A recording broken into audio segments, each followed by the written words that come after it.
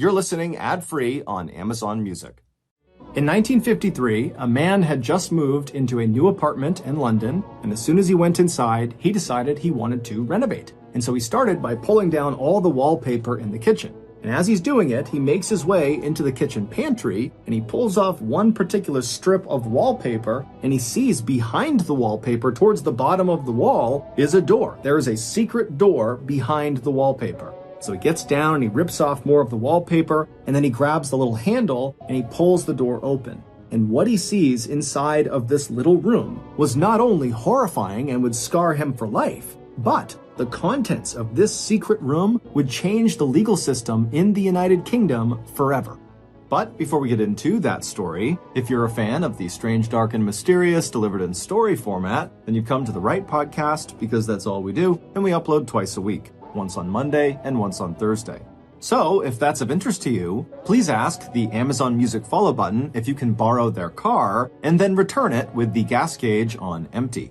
Okay, let's get into today's story. The crime that would eventually put Timothy Evans on death row was horrific. But when you take a look at Timothy Evans's past, it's not really a shocker that his life played out the way that it did.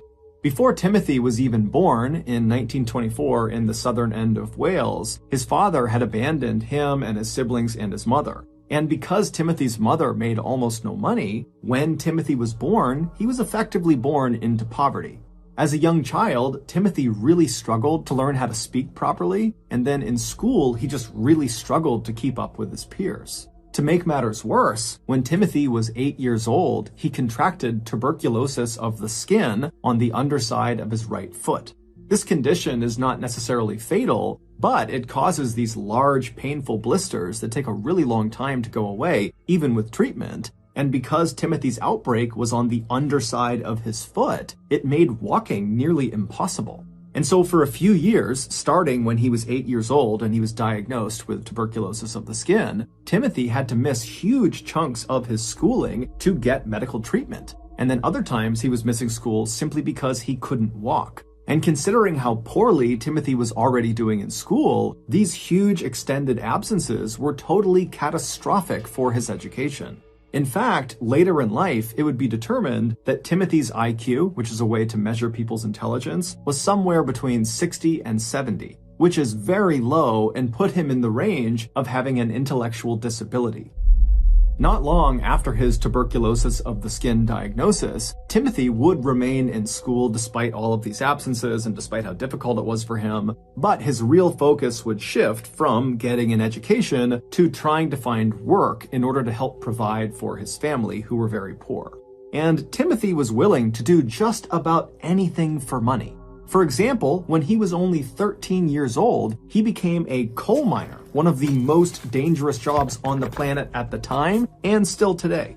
But despite Timothy's willingness to do these really challenging jobs that often paid very little, he would always eventually get fired, or he just would not get the job in the first place. He would be rejected.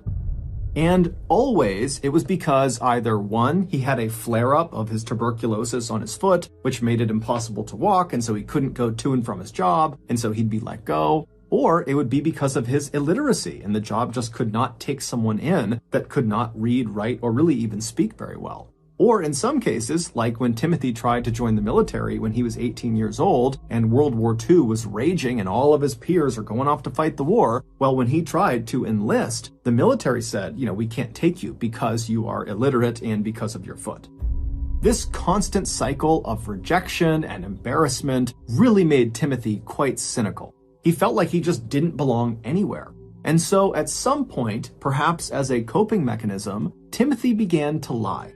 He'd make up tall tales about the adventures he'd been on and all the influential people he knew and the superhuman skills he possessed. Now, most people who knew Timothy didn't believe any of the stories he told, but every now and again, some people actually did.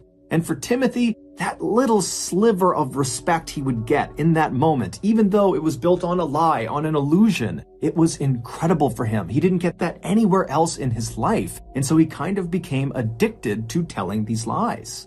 Fast forward to 1947, Timothy was 23 years old, and he was still living with his family, who had left Wales and had moved to London, and they were living in a very, very poor and dangerous neighborhood.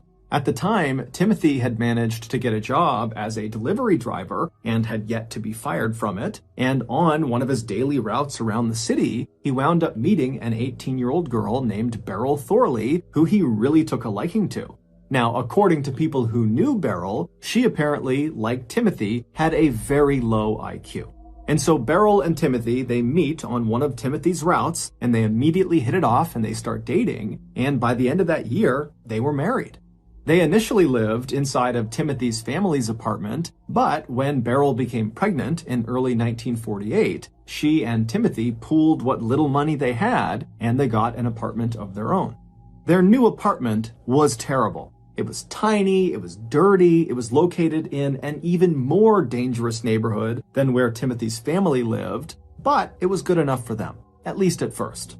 Once Beryl gave birth to their daughter, Geraldine, suddenly their cramped living quarters seemed impossibly small for a family of 3.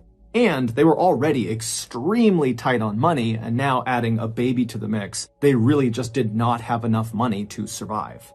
Timothy immediately tried picking up extra work wherever he could, but once again, his illiteracy and his foot, or a combination of the two, held him back. And so it wasn't long before the couple was forced to start taking out these awful high-interest loans that they knew they would never be able to pay back. So they are permanently saddled with debt. They know it. And these loans are only enough to barely get by. This is not enough to move out. This is only enough to stay in their squalid and awful conditions. And so as their debt piled up, in conjunction with all the stresses of being new parents and living in this really cramped space, it wasn't long before Beryl and Timothy's marriage just totally started to erode.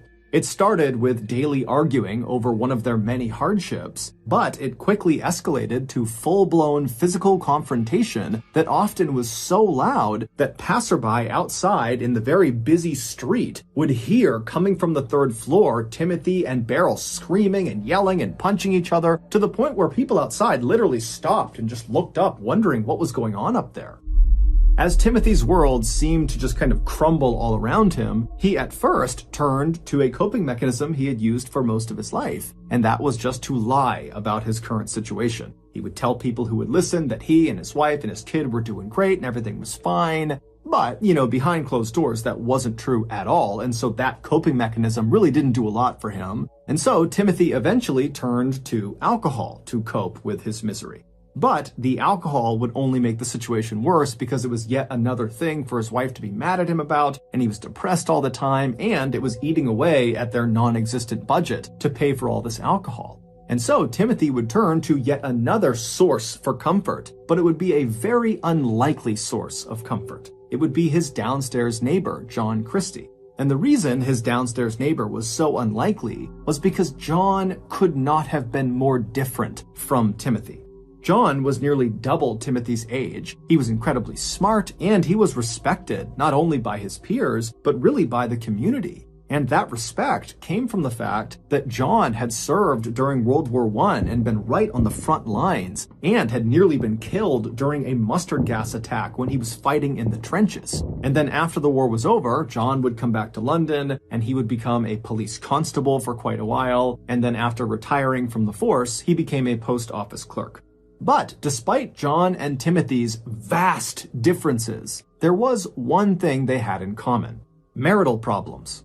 John and his wife Ethel had gotten married back in 1920, so 4 years before Timothy had even been born. But at some point early on in their marriage, the couple had split up. They didn't get divorced, but they separated and they lived totally apart for a while. But in 1934, the couple would finally reconcile, and that's when they moved into the ground floor apartment of the apartment building that Timothy and Beryl would move into years later.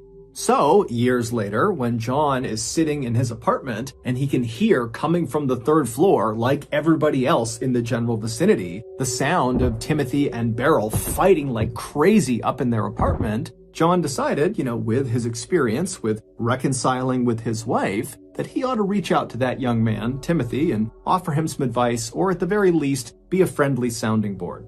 And so John would eventually strike up a conversation with Timothy one day when they were passing each other, and Timothy was at a place in his life where he was looking for friends. He didn't have any friends. And so John, to come into his life at this point, was really good for Timothy, and so very quickly those two struck up a friendship. But this friendship was not really peer-to-peer. It was more like father to son or mentor to mentee, where Timothy really looked up to John. I mean, Timothy had never had a father in his life, and so John kind of became that. And John looked at Timothy with a lot of empathy. He could tell this was a man who was, not very bright, and he was in way over his head with debt, with this marriage, with parenthood, everything. And so John tried hard to kind of coach and guide Timothy as he navigated this very rough time in his life. And their relationship likely could have had a really positive effect, not only on just Timothy's mental health, but also perhaps on the state of Timothy and Beryl's marriage. But it was not long after John met Timothy that Timothy found out Beryl was pregnant with a second child. This was terrible news for Timothy. He knew they absolutely could not afford another child. As it was, they couldn't afford the current child they had. They couldn't afford anything. And in the United Kingdom, abortions were illegal, so there was no way to terminate this pregnancy. And so totally desperate and terrified, Timothy turned to John for guidance. And John would later recall on the witness stand during Timothy's trial that, John did his best to try to console and comfort and tell Timothy that everything was going to be okay. You'll get another job. You'll take out another loan. It'll all work out. But as John would say on the witness stand, his words didn't have any effect on Timothy. Timothy, by the time he came to John, was totally inconsolable, he was desperate, and he was unhinged. And so John started to suspect that Timothy might do something really drastic to make his troubles go away. And John would be correct.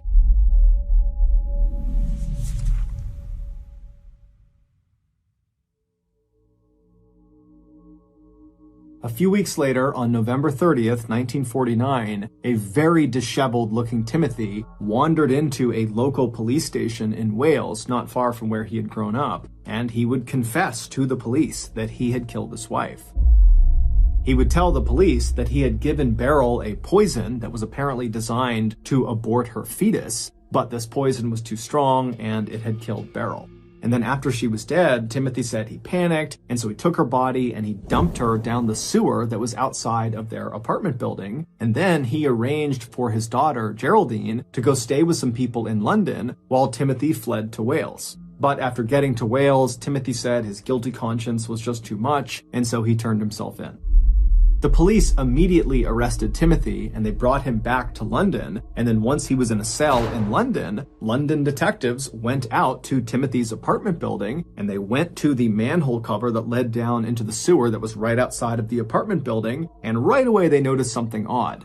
They were not able to get the lid off of the sewer. It was just too heavy. It would move, but one man couldn't do it. And so after 3 police officers, they all got down, they were barely able to get this lid up and off of the top of the sewer. And then when they went down into the sewer, there was no body. There was nothing down there.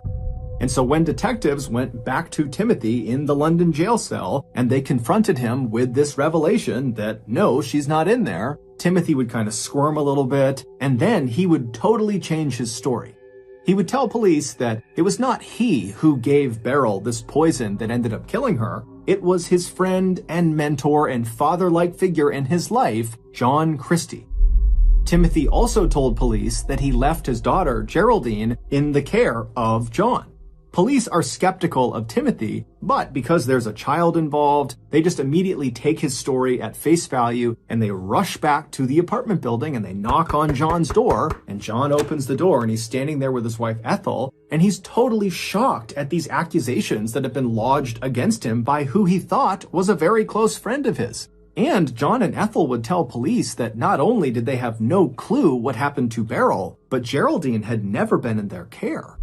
And so the police are immediately very concerned for Geraldine's well-being. Who has Geraldine? Where is she? But while they were there, they just did a thorough search of John and Ethel's property to make sure they weren't lying. And then after searching their property, there was nothing inside. But when police left John and Ethel's apartment and began searching the outside of the property, an area that they had briefly searched when they were there earlier looking in the sewer, but now they're doing a much more thorough search. And during this thorough search, they find this shed that was located in the backyard of this big apartment building. And inside of this shed, wrapped in blankets, are the bodies of Beryl and her 13-month-old daughter, Geraldine. They had both been strangled to death.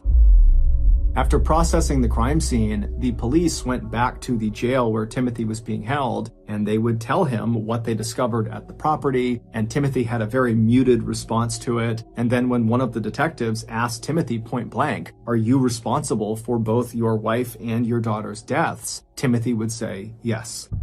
And then during a follow-on interrogation, Timothy would confess that he had been in a heated argument with his wife over money, and at some point during this fight, which got very physical, he strangled Beryl to death, and then 2 days later, he strangled his daughter to death, and then after dumping their bodies in that shed outside, he fled to Wales. Timothy would actually recant that final confession, but it really didn't matter because when he went to trial a little over a month later, the jury just did not believe that Timothy did not do it. And so very quickly, they convicted him of murder and they sentenced him to death. Just 3 months after his conviction, so on March 9th, 1950, Timothy would find himself sitting inside of the so-called condemned suite at Pentonville Prison in London.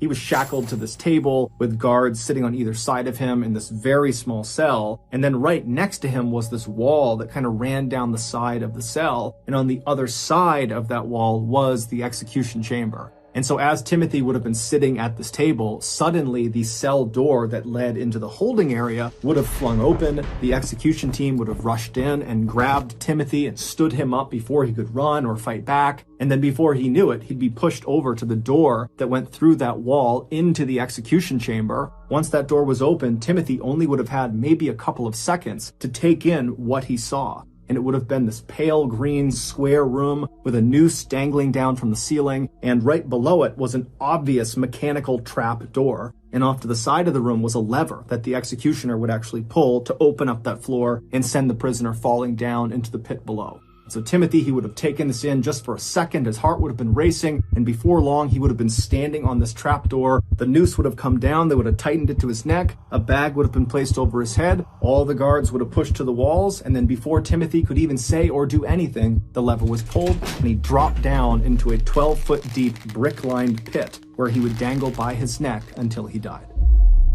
This gruesome ending should have been the end of an already very gruesome story, but it wasn't. Not even close.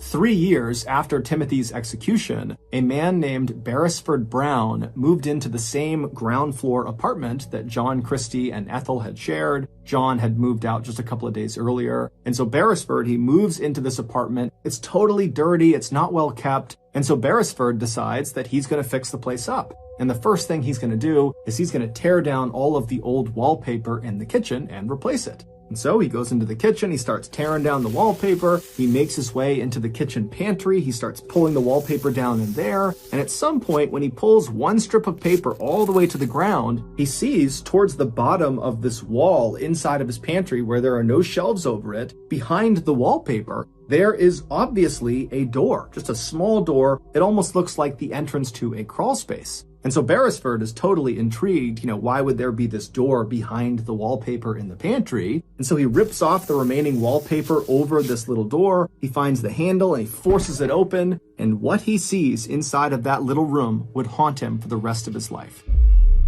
3 years and 4 months earlier, when Timothy discovered that his wife Beryl was pregnant with their second child, Timothy really did go to his friend John for guidance. However, this is where the story takes a turn.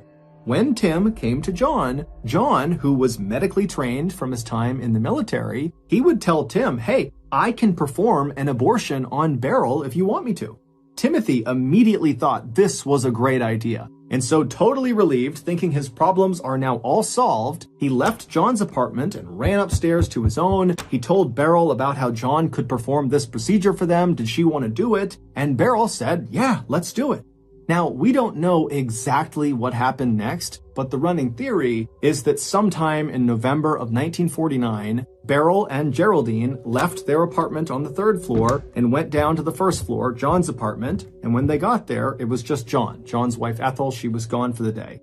As for Timothy, he also was not present for this procedure, but he likely knew it was happening. So Beryl and Geraldine, they walk inside of John's apartment, and pretty quickly Beryl finds a place, or maybe John finds a place, to put Geraldine in the apartment where she's safe. And then John ushers Beryl over to this chair. It's like his makeshift medical chair, and he tells her to have a seat. So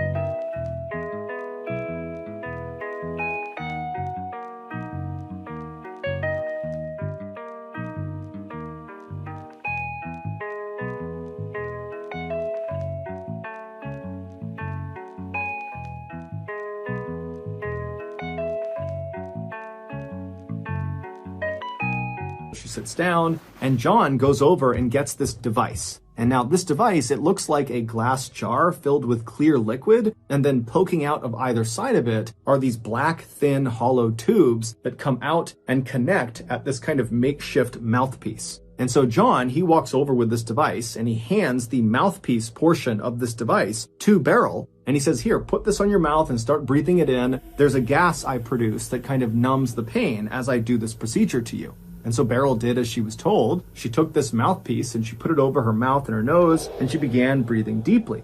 And as she did that, John grabbed a chemical and he began slowly pouring it into the glass jar where these tubes were coming out of. And as he did that, a white gas began to form above the liquid inside of the jar, and there was a cover over the top of this jar. So the gas was trapped inside of this jar. And as Beryl is taking these big breaths through those tubes, she's sucking that gas into her lungs. And very quickly, as she's breathing on this apparatus, she didn't start feeling numb. She just passed out completely.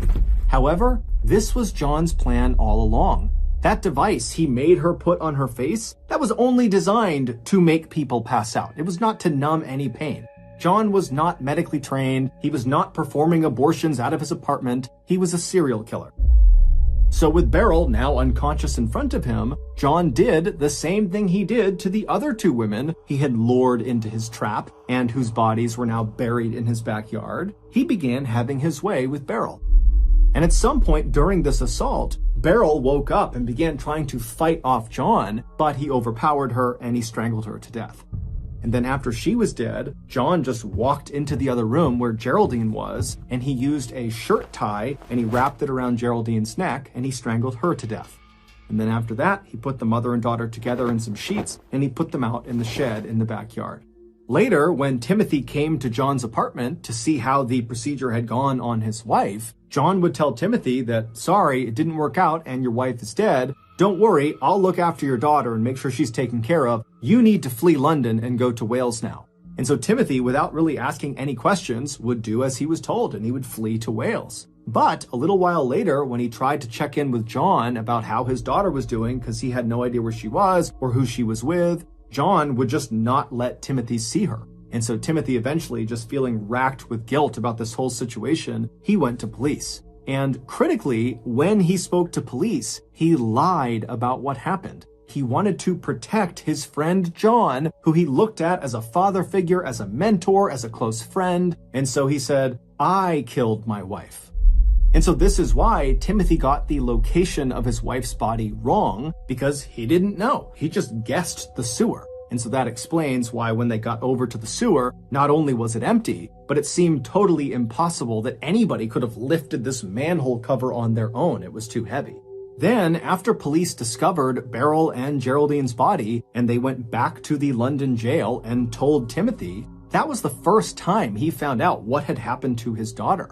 Because to that point, Tim really did believe that John had just been taking care of Geraldine, or John had handed off his child to somebody else who was taking care of Geraldine. But either way, Geraldine was okay. So he's just been told she's not okay, she's dead as well, his whole family is gone. And so Tim was almost certainly in shock. And so he's sitting there with that sort of muted response as detectives are asking him, are you responsible for your wife and your child's death?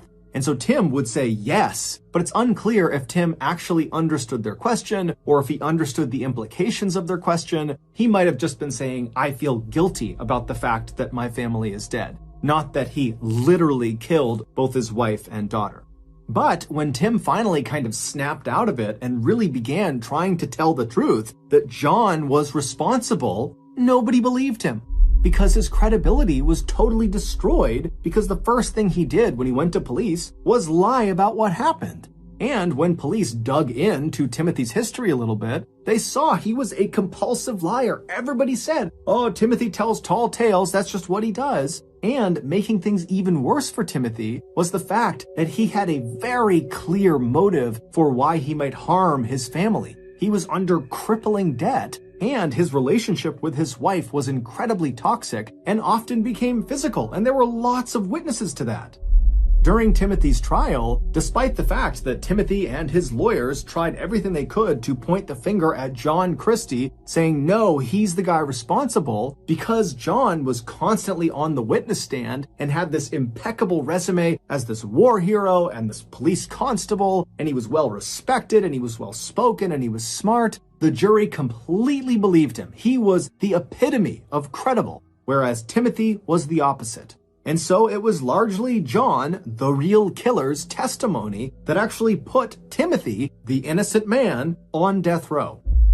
Also, the police totally botched the investigation from the beginning, because the police went into the investigation already completely convinced that Timothy was guilty. This was an open and shut case, and us gathering evidence and doing all this didn't really matter because Timothy was the guy. And so because the police were so focused on Timothy, they were blind to really obvious things all around them. For example, during their several searches of the apartment complex, both inside and out, a dog ran into the backyard and actually dug up one of the skeletons from one of those two women that John had killed years earlier and buried out there. And so a human skull and a human leg bone were visible outside as police are walking around.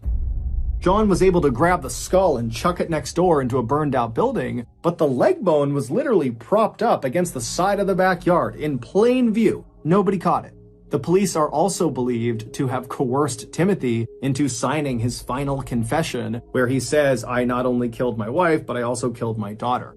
There's even some speculation that the police literally signed it for him, that they forged the entire document. And so Timothy gets hauled off and executed. Meanwhile, John, the real killer, just keeps on killing. He would murder at least 4 more women, including his wife, Ethel, using the same technique, the gas machine followed by strangulation. And it was during the time that he killed these last 4 victims that we know about that John became increasingly turned on by death itself. And so that was why he stuffed his wife's body right underneath the floorboards in his kitchen, and he stuffed those other 3 women inside of that tiny little room behind that secret door in the pantry, so that all day long as he was in his apartment, it constantly smelled of decomposing flesh. After Beresford Brown opened that secret door in the kitchen pantry and discovered those 3 women's bodies smashed inside of there, he would tell the police, and then 10 days later, on March 31st, 1953, John Christie would be found and arrested. He would confess to killing all 8 victims, but the police only had enough evidence to charge him with 1 murder, and that was the murder of his wife, Ethel. But he was found guilty of that, and it was enough to warrant a death sentence. On July 15th of that year, at about 9 a.m., John Christie found himself sitting in the same condemned suite at Pentonville Prison that Timothy Evans had been sitting in 3.5 years earlier. Then, moments later, the door behind John opened up. The same execution team that killed Timothy Evans came inside, they grabbed John, they hoisted him up, they moved him over to the door that led into the execution chamber. The door flung open and John got his first look at the gallows. They rushed him over to the middle of the room, they pulled the noose down, tied it tight around his neck, they put the bag down over his head, all the guards stepped to the side, and then right as the executioner is about to pull down the lever, John, out of the blue, says, "Wait, my nose itches." To which the executioner just said, "It won't bother you for long," and then he pulled the switch. due in large part to the massive injustice in this case, where an obviously innocent man was carted off and executed. The UK would suspend the death penalty in 1965, and then in 1969, they would abolish it entirely. Between those two dates, in 1966, Timothy would receive a posthumous pardon for the murder of his family, meaning he is officially an innocent man.